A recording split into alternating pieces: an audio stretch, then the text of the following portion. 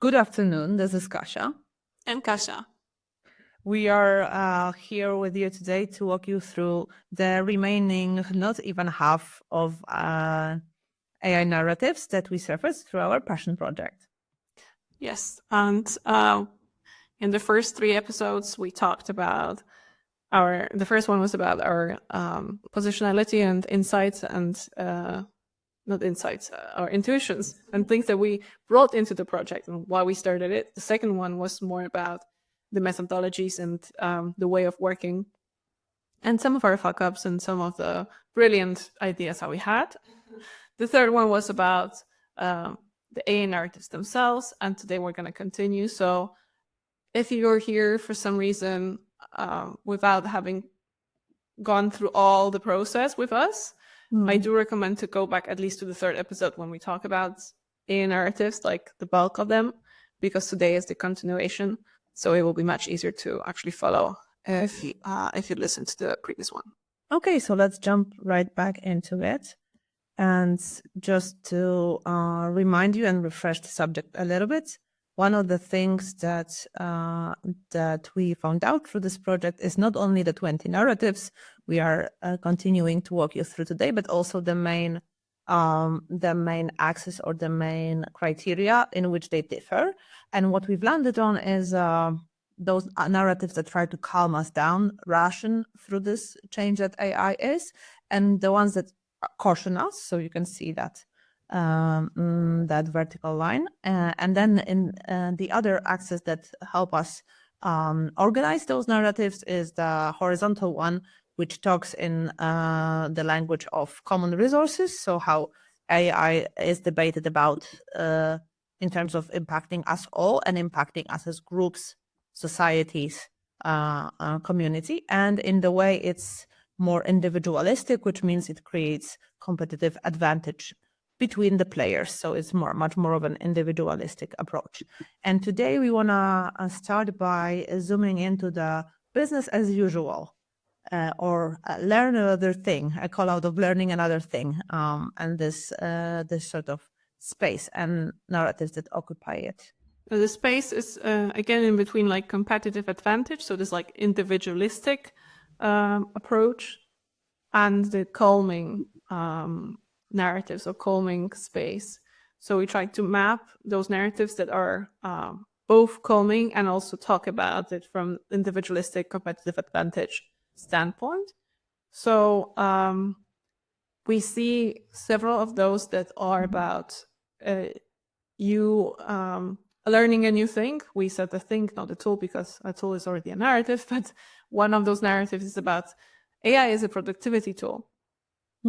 And it's, I mean, a lot of people, a lot of tech bros try to set up their whole lives based on that narrative or based on that story, and upload the Excels to be able to have all the resources and all the information about themselves or the company or whatnot, and have a chat with the chatbot about whatever there is, and to be able to, I don't know, automate producing offers for their business and making it, introducing so much data in it and making it as useful as possible to optimize everything. And there's so much of, I'm already tired. Like when I'm talking about it, it's about this optimization of everything, optimization of your resources and whatever you already have. Yep. For me, to create a better, I don't know, a better future for you or better business, or, just make it the best possible. I think it's also, to a degree, like a reactional narrative or a coping mechanism type of a narrative. It is sort of trying to burst the bubble of this unknown, vastly complicated technology and make it about applicability to everyday life, and make it very you-oriented. So it's not in a global scale of like humans building relationships with their companions, but it's more of a zoomed in perspective of like, how do you plan your calendar? Can you squeeze out more out of the 8 hours you spend at work? Where are you sort of maybe not enhancing some spaces or hours. And for me, it's very much reminiscent of this like fad that happened a while ago of wearable technology and how we will monitor our sleep, our running, and so on. And how can we replan that or rethink that? And I remember there was the studies that would measure that would show that there was a initial increase of efficiency and then a drop, because we are as humans so adaptable that we again try and find ways to sort of reroute all of the optimizations that technology helps us make. So I think it's a good narrative to bridge a gap to enter the world of AI.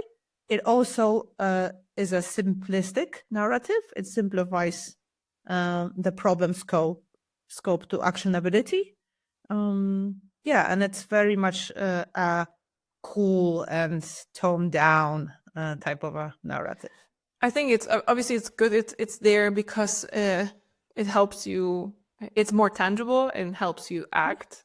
I think it's one of those few narratives that actually adds agency or talks about your agency, because AI is just a tool, so you can act on it, you can learn it. There's space for you. It's not about you AI doing something to you, AI taking your job. But though with the productivity tools, it can in the end, because it's so productive and or it's implemented by people with power, it can take away your job. So I think there is, on one end, it's a calming down narrative, but there is some kind of anxiety behind it maybe as well, especially if you don't embrace it. Don't embrace AI as a tool, as a product. The flip side of that narrative, right? Yeah, I would agree that like it is if you apply it. If you don't, then it becomes more of a threatening one. Yeah, so the next one in that space is AI as an accelerated expert, an expert that you can reach out to. And one of the sort of educational materials I stumbled upon it. Made the suggestion of imagining having Einstein in your basement, which like I don't really get, because what's the fun with keeping someone in a basement? But I guess it was about having someone handy and like under your control. So it also gives you that sort of element to it, of this like submissiveness versus who's reporting to whom, and so there's this like genius brain. There's the fact that it supports you, and there's also this fact of like it's it acting with speed, right? So like the acceleration means you get to have the findings pretty soon. You don't need an expert to have 6 weeks and then come up with the results. It's readily available. Yeah, and obviously when something is accelerated, you always have to check for accuracy as well, because it's also accelerating any mistakes, right? It makes them bigger, not necessarily more visible, and that's the trick here. That if you're using the tool as a productivity tool or as an accelerator expert, you have to be cautious and you have to be able to assess what's being produced and what's out there. One of the, I think I have given this example before, but at some point we lost the sources of some of the quotes that we gathered, and it was a pain in the ass to actually find them, because, well, we have a lot of sources, and then a lot of those outputs were also provided by a chat, and we kind of lost kind of where what was. And then I went to Perplexity and tried to find it, and then I was clicking through the sources that Perplexity gave me, saying those are the sources, that's where we can find this code, and it was nowhere to be found there. So again, like it helped me to look for something, but it didn't give me the right results. And you have to be very cautious with all the new tools that you use here to check whether it's actually accelerating your answers, because for many cases it will just let you know something that's not there, and you have to be aware of it. And this line of AI is a productivity tool, AI is an accelerated expert. The next layer would be like AI is your companion, AI is your boss, might be your ultimate boss, or it might be God. So there's also this axis where we talk about The scale of a being. the scale of a being and your and human relationship towards this being, right? So there's another set of, it's another way of looking at those narratives, that they can be submissive, or who's submissive to whom, basically, who's in power. And Albert is the Batman. yeah. And one other thing that that makes me think, and I want to also invite our audience to join in on the discussion, is I think accelerated expert to a degree is an oxymoron. So it's like, usually when we think of experts, it's like this commission will go away for a quarter or two and come up with this bulky report, and we're not going to understand a lot of it, but the results and the findings will be to a degree bulletproof, right? Like we will not have any tools to actually judge the outcomes. We just will believe it's expertise. And here we have the acceleration, which is juxtaposed with the expertise. And I find it interesting, and I think it also can be engaging for people to use AI in that way. So it's one of the ways it can be used as a narrative to to bring some equality and leveling playing field. Yes, though what it brings to my mind is that because we feel we all have Einstein or, I don't know, Marie Curie or whoever in our pocket, we could produce so much content, and we produce so much, like, let's say, validated research or data or whatnot, because it was co-piloted or co-done with AI. But who's then to actually read through those, and who's there to being able to parse it? Because when everyone has this capability, then we don't have the capacity to actually go through this content. Yet we give so many hours of a day to content. Is also the other part of it, right? Like it's so interesting, and I think I even have seen lately on LinkedIn, and like, yeah, that's fun that you guys posted a 90-page PDF, but like, who's gonna read it? AI is gonna read it. Nobody else than AI is gonna read it, right? And it's a snarky comment by someone, right? But it also reflects some level of reality. And one of the things we often pick up on in discussions about this project is like, I think there is a certain not juxtaposition, but like a certain jak się mówi, jak są dwa przeciwne rzeczy czemuś? Opposition? Nie. Oh, yeah, okay. God. So I think there's a certain paradox to the fact that we work in this like abundance of data, and we have artificial intelligence to deal with it, yet we oftentimes don't know what's coming from where, and like we don't, even though we put a lot of effort into labeling some data, you're not going to know whether something comes from a verified source or someone just writing an article just based on their opinion, or a mixture of both, right? Because we're sort of we're putting it to this grinding machine and looking at the output and losing so much information in the process when we sort of boast that this is the new land of omnipotent data. Yeah, and if I may, I can just add this like artistic kind of perspective to it, because I had the chance to go to Biennale like a month ago, and there were like pieces from around the world. It was also overwhelming with the amount of data, or kind of the amount of art there. But there are some pieces that they took years to finish, and some of them they felt like they look like, oh, it's basically like a whole black painting, but the artist took 35 years to finish, or I don't know, just maybe 3 years to finish it. Or all the tapestries that also take a long time to finish. And there's always this vivid debate about modern art that's, you know, if you can just paint small blocks in the painting, like, or paint the whole painting in the same color. So everyone could do it. Yeah. Right? But the thing is that what we pay for in the sense of tickets to the exhibition or for the art itself or for the time there is that someone took time, someone spent time on it, and we see value in this spending time on it.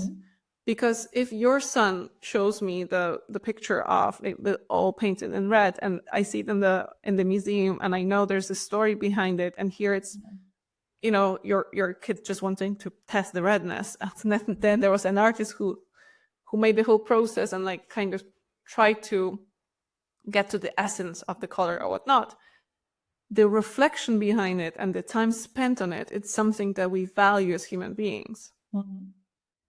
And here we say this value, that's what you said, it's a bit of a paradox, this like acceleration. Can we accelerate this value? Can we accelerate the value of reflection and time spent on a certain topic? I think, and it also comes down to like maturity in certain spaces. So what I've heard recently from one of the researchers is like people can't really distinguish between 4 bullet points made by a senior researcher versus 4 bullet points made by someone putting just some content into any AI bot and coming back with the results. Like it's still 4 bullet points, and then the only way to judge that those bullet points is like your experience, your like how trained your eye is, and I think it also in that sense can accentuate and elongate some inequalities that we have. So yeah, and I think especially in this tech space, a lot of like qualitative data, female professions would not be viewed with the same level of maturity as the code will be, right? So like you're basically able to judge AI outputs in one sphere, but you're not everyone will be equipped to a same degree to judge it in every sphere. Right? Because like for using the example of art, like for me as a mother, I'm gonna prefer the red card made by my son, right? And it's not about like yeah, it's just a different perspective. And unless we have enough perspectives to come up with a common valuation, then we just get a false sort of sense of what's valuable. Yeah. And I think we have to come back to the main points here, because I think I took us too far with the with the art. Yeah. One last thing that I think is worth sort of staying in this yellow bubble for a second is that AI provides economic boost, which is also one of the narratives that I think was one of the strongest one we found in our data collected. And it's basically showing us how much of the conversation is about driving economic growth, capitalization, monetization of what this invention or this whole problem space can bring. Yeah, and I think it's especially interesting because like AI has been present at universities for such a long time. And we had, at first, OpenAI was a nonprofit. So it was also about this, yeah, we have the common good, we're researching certain things that, you know, it's just, we're curious human beings and we're looking into possibilities of making some kind of artificial intelligence. And here, like from this common good and like university world, which is more about a common knowledge, right? We went back, or like we shifted to this being a competitive advantage, this being like an individualistic perspective, even like individualistic from a nation state view, right? So it will provide economic boost to Poland, to Germany, to the US, whichever. That because of that, it's good. And there's like the underlining assumption, obviously, this is good because there's an economic boost, because progress is good, because GDP growth is always good, whatever the means. And I think like beyond like judging whether any of us likes or dislikes a given narrative, I think there is a value in just like acknowledging how much of the discourse is about AI being an economic entity, and if you really want to discuss it in those terms or not, or is it the discussion you're having in your workplace, in your professional surrounding, in your private surrounding, necessarily an economic application of AI, or maybe it's something else and it's skewed by using terms of economic language because that's what you've been, for example, surrounded with because this is the predominant discourse around you. So I think it's also about like taking some conversation out of that narrative or acknowledging that this narrative is driving your opponent or the point that you're trying to make. Yeah, and I think it's a beautiful comment to actually make a jump to the other side of the quadrant of the metrics, where we have the where we have the last quadrant, which is about common resources, community, basically, like a space where we talk about something that we share. And we also have those feelings of being aware of being cautious about what's happening with AI or around AI or in the development of AI. And I think this is, sorry. And that's the only space that we didn't name. Yeah. On purpose, to a degree. On purpose, or because it took us so much time to actually think about the name. We couldn't agree with each other, or we were going into different directions, or I think we tried to put a name that was more not the reality of this space, but what we would like to make out of this space. So more prescriptive than descriptive, and we wanted to describe the space. So the ask is here to, after you listen to the narratives that we put in this space, or where like which we found in this space, or which we assigned to this space, maybe you can think about a way of naming this space, or the thing that the space sounds like, or smells like, or feels like, or makes you feel like something. Maybe you can doodle while listening and then zoom out and look what that story is about. What we like to do when we collaborate is like we figure out ways in how we can work individually and then talk through our processes to the other one. And then the other one oftentimes has this like golden nugget of like, oh, this is about this one because you're not so embedded in the story. You can actually look at it from an outside perspective. Okay, so without further ado, let's jump in. My favorite one here is AI transforming cultural norms. As an anthropologist at heart, obviously that's what I care about. Culture for me is the fabric of society and civilization. So I think just like looking at how it's gonna change relationships between humans and their proxies, which is technology, that all shows us how we will culturally shift.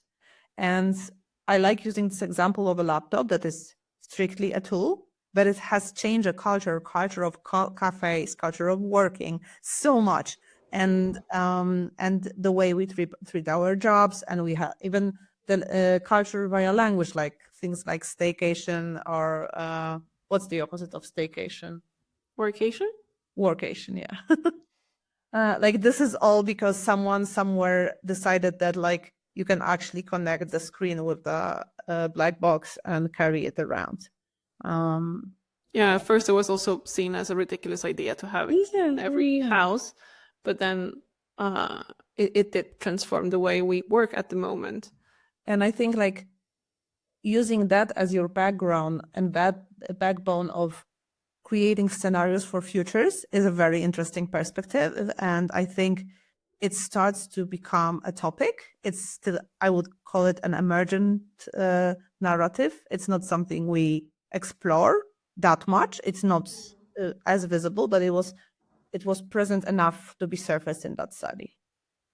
Yeah, and I think how this narrative is also connected to the next one, which talks about spreading human biases and prejudices so much exponentially, because in our culture, in our societies, we have certain ways of looking at topics and our biases and prejudices. We did a list of biases as one of the first outputs, so you can find it on our LinkedIn's, and it talks a lot about AI having this male view, for example, or having a northern and western view.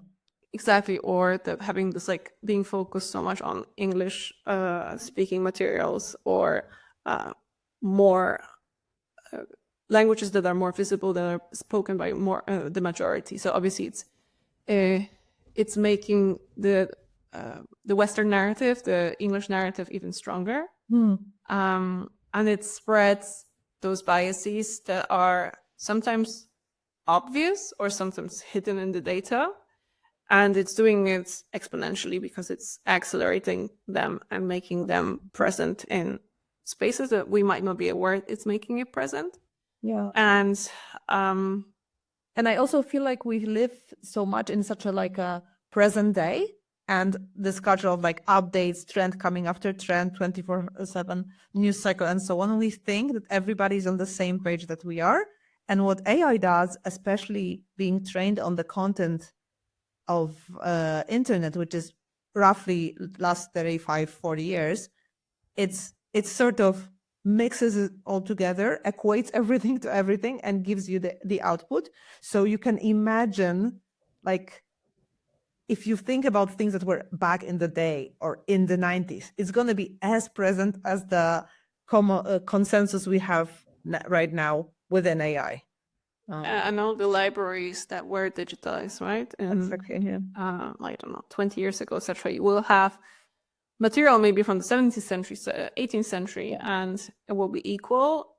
We don't really know what's the value added, or whether there's like any weights added to certain types of data in those large language models.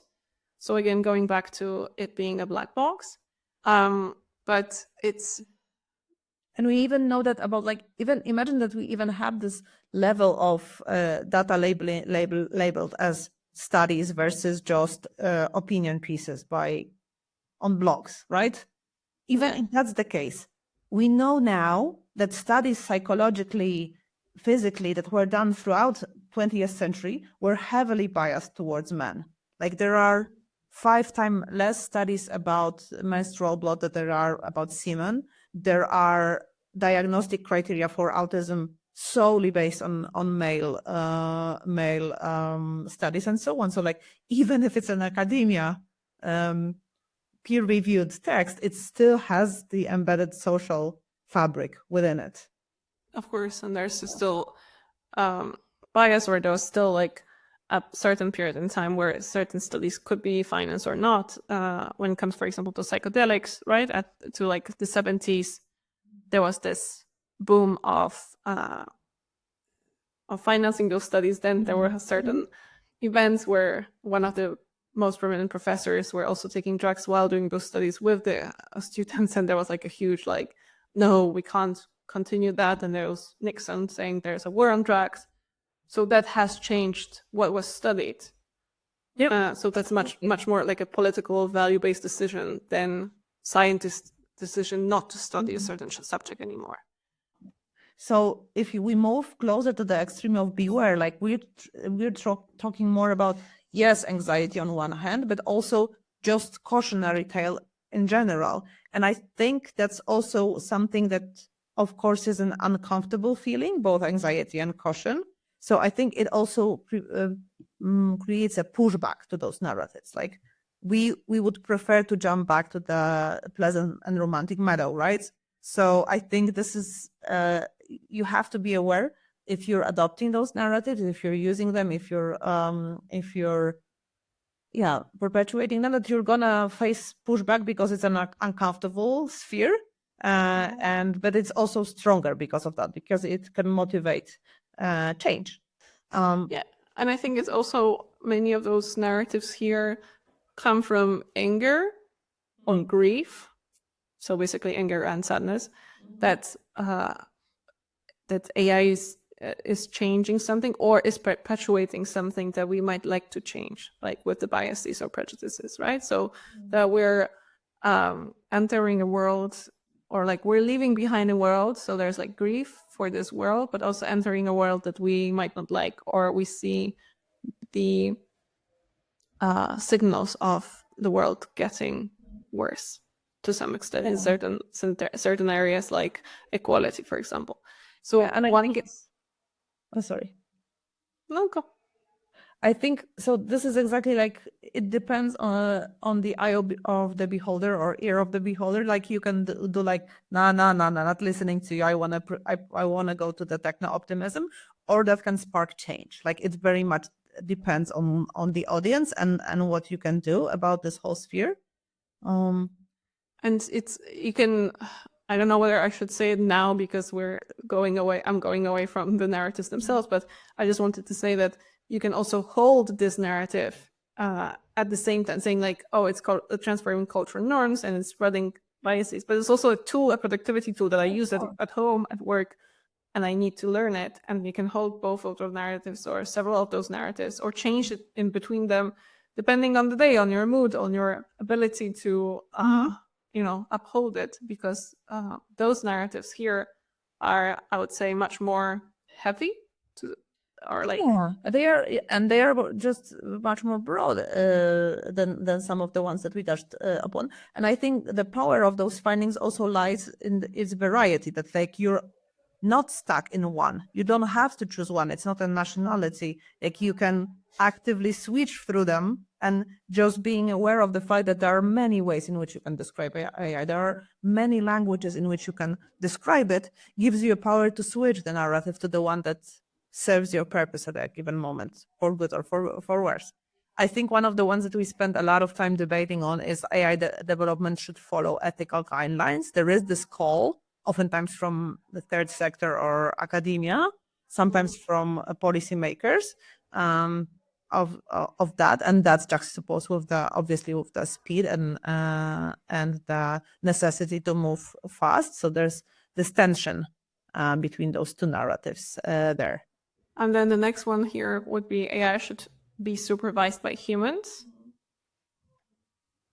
And it talks about that AI should not be let. Obviously, there's like work to be done by humans to make AI work, or to make AI more omnipotent if we want to. But it should be still, there should be some guardrails, and there should be some supervision from humans that have values, that have an understanding of the world which is more also connected to emotions. Yeah, or also very senses. exactly like sensoric, actual bodily experiences. Yeah, because you can describe it to the machine, but the machine will not be able to feel it, not just yet, at least, and not be able to take certain decisions, maybe because of that. And then we have the AI is depleting the planet's resources, which is a very descriptive narrative of the hidden costs, the materiality of AI, which is not visible. So what kind of resources and which regions are being taken, and where people lose lives, lose health, and are underpaid, like in Congo, that it's something that is like a criticism, but also an ideal to change, or like an ask to work on this, not for this technology not to be another one that's depleting the earth. Yeah. And it's a pleading one for sure. Like I agree. Like this is an ask. This is a plead for some sort of equilibrium that we can reach with technology, where we're not competing for resources. And I also feel like this one is very reminiscent for me of like investigative journalism. It has this notion of like surfacing something that someone is trying to keep hidden or marginal to the main discourse. It wasn't one that was omnipresent or like widely spread throughout the data that we've seen. And it makes me now think about like, when will the Me Too of that whole sphere happen? Because it's like, it's not like we haven't had those media outlets or news or articles about sexual misconduct not happen, right? Like there were many, but some sort of dam had to break for it to become the mainstream governing narrative or something that shapes the discourse.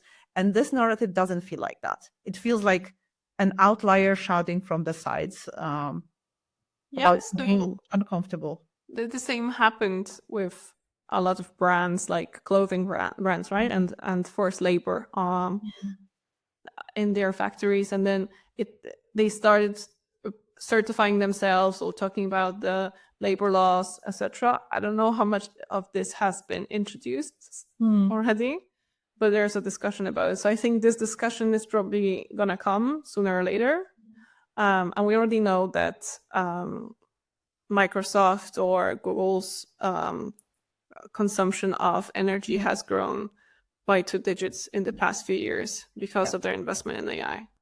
I've done some like half reliable calculation on based on some data about power consumption, and just power consumption, so not cooling down, not all of the accompanying costs. It basically costs AI for a year costs the same amount of energy, so kilowatts, as a couple of millions big city. So like if you imagine it as a metropolia, that's like, I think it gives you an idea, a completely different idea. Because when you just talk about zlotys or euros or dollars, it at a certain point it becomes like you just add zeros. It's like it's nothing tangible to you. But if you think about it as one of the biggest city energy-wise, sustaining itself versus AI sustaining itself, it's more powerful. Yeah, for sure.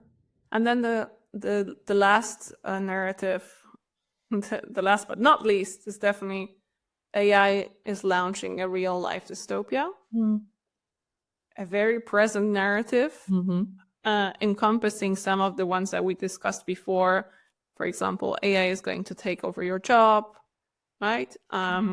Or that there's like a race towards who's going to win the AI race, who's going to have this military advantage or economic advantage, and that it's painting the life of us maybe being submissive to AI, so having the AI boss. And I guess we all know this narrative very well. And we know it through culture as well. I mean, apart from like it's being connected to different narratives that you mentioned, so it's being echoed around this whole sphere. I think it's also something that we've become accustomed to through manga, through sci-fi, through so many cultural texts, that it no longer holds this power of scaring us. We almost have our very favorite dystopias. You know what I mean? Like it is cautioning you, but it's cautioning you like a parent is cautioning a teenager. It's like, it's true, it is scary, but you also don't care and rush and into experiences. Yeah, that, but on the other hand, maybe it also is bringing this like, oh, it doesn't matter what I'm doing, it's not going to help me. So lack of agency, this like whatever. It doesn't really matter what my choices are, where I'm going to go, because at some point AI will take my job. So I think there's so much fear, anxiety underneath that one, or producing that the fear and anxiety, and that we're waiting for this point when it's announced. I don't know, Sam Altman or someone else announces we have AGI, we have this moment where AI is omnipotent. And then the next, I think all the newspapers or media will just show, the dystopic images that we know, because the moment has come and we have drawn this moment, we have filmed this moment so many times. And I think that's the scary part of it, or like that's the scary part, that we just see it this way and we don't see the positive, or we haven't seen that many positive, maybe AI-driven utopias.